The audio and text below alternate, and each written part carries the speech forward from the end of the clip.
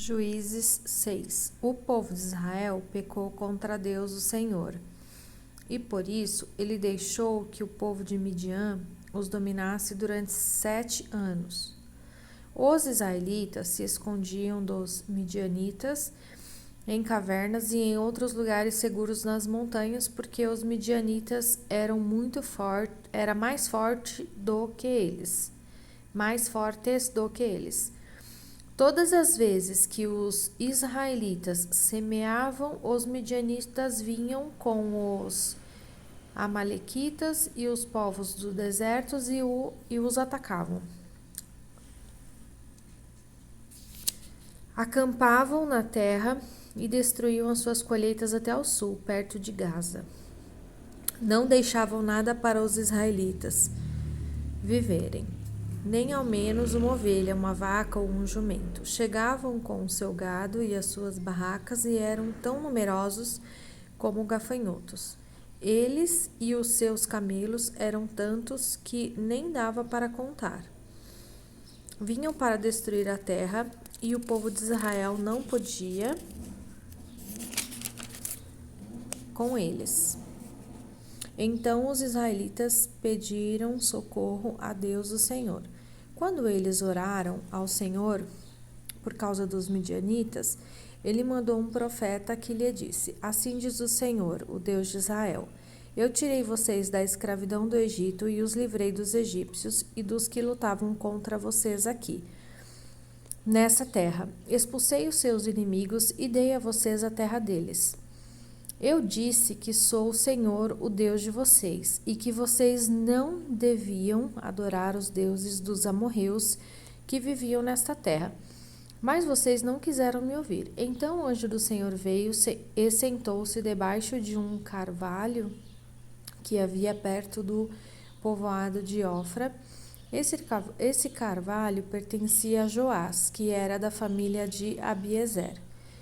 O seu filho Gideão estava malhando trigo no tanque de pisar uvas, escondido, para que os midianitas não o encontrassem. Então o anjo do Senhor apareceu a ele e disse: Você é corajoso e o Senhor está com você. Gideão respondeu: Se o Senhor Deus está com o nosso povo, por que está acontecendo tudo isso com a gente? Onde estão aquelas coisas maravilhosas que os nossos antepassados nos contaram, que o Senhor costumava fazer quando nos trouxe do Egito? Ele nos abandonou e nos entregou aos midianitas. Então o Senhor Deus ordenou a Gideão: Vá com toda a sua força e livre o povo de Israel dos midianitas. Sou eu quem estou mandando que você vá. Gideão respondeu: Senhor, como posso libertar Israel? A minha família é a mais pobre da tribo de Manassés e eu sou a pessoa menos importante da minha família. Mas o Senhor disse: Você pode fazer isto porque eu o ajudarei. Você esmagará todos os midianitas como se eles fossem um só homem. Gideão respondeu: Se tu estás contente comigo, então dá-me uma prova de que és tu que estás falando. Por favor, não vás embora até que eu te traga uma oferta. Eu ficarei aqui até você voltar, disse Deus. Então Gideão entrou, cozinhou um cabrito e fez pão sem fermento com mais ou menos 10 quilos de farinha. Pôs a comida numa cesta e pôs o caldo numa panela. Levou tudo e entregou ao anjo do Senhor que estava debaixo do carvalho. Então o anjo ordenou: Põe a carne e o pão nesta pedra e derrame o caldo em cima. Gideão fez o que ele mandou. Em seguida o anjo estendeu um bastão que tinha na mão e tocou com a sua ponta a carne e o pão. Então saiu fogo da pedra e queimou a carne e o pão. E o anjo desapareceu. Aí Gideão compreendeu que era mesmo o anjo do Senhor que ele tinha visto, e disse apavorado: Ai de mim, Senhor meu Deus, eu vi o anjo do Senhor face a face. Mas o Senhor respondeu: Não fique com medo, está tudo bem, você não morrerá. Gideão construiu ali um altar para Deus, o Senhor, e o chamou de O Senhor é Paz. E até hoje este altar está em Ofra, cidade que pertence às famílias de Abiezer.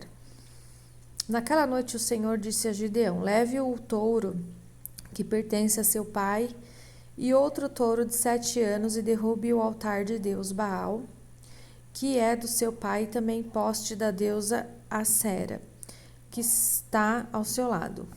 Neste lugar alto e seguro faça para o Senhor seu Deus um altar de pedras bem arrumadas. Depois pegue o segundo touro e a madeira do poste de Acera arrancado e queime tudo no altar como sacrifício.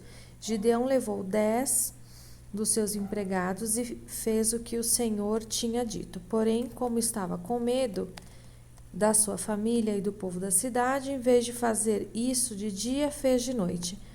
De madrugada, quando os homens da cidade se levantaram, acharam o altar de Baal e o poste da deusa Acera derrubados e o segundo touro queimado no altar que tinha sido construído ali. E perguntaram: quem será que fez isso? Procuraram saber e descobriram que tinha sido Gideão, filho de Joás. Então disseram a Joás: traga o seu filho aqui para ser morto, porque ele derrubou o altar de Baal e o poste da deusa Acerá. Mas Joás disse a todos os que estavam ali reunidos contra eles: vocês estão defendendo Baal? Quem o defender será morto antes do amanhecer. Se Baal é Deus, que ele mesmo se defenda. O altar dele é que foi derrubado.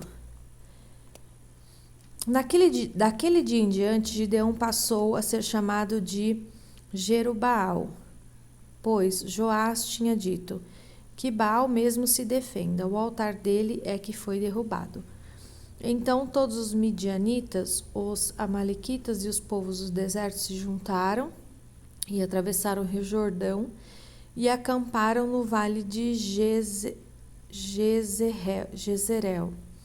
E o Espírito Santo do Senhor dominou Gideão. Ele tocou uma corneta feita de chifre de carneiro, e os homens do grupo de família de Abiezer foram juntar-se a ele. Gideão enviou também mensageiros para chamar os homens das tribos de Manassés, de Asser, de Zebulon e de Naftali. E eles também foram se juntar a ele. Então Gideão disse: ó Deus, tu disseste que queres me usar para libertar o povo de Israel. Pois bem, vou pôr um pouco de lã no lugar onde malhamos o trigo. Se de manhã o orvalho tiver molhado, somente a lã e o chão em volta dela estiver seco, então poderei ficar certo de que tu realmente me usarás para libertar Israel. O que ele disse aconteceu. Na manhã seguinte, Gideão se levantou, espremeu a lã e dela saiu água que deu para encher uma tigela. Então ele pediu a Deus: não fique zangado comigo, mas deixa que eu fale só mais uma vez. Deixa, por favor, que eu faça mais uma prova com a lã. Que desta vez a lã fique seca e que haja orvalho somente no chão em volta dela.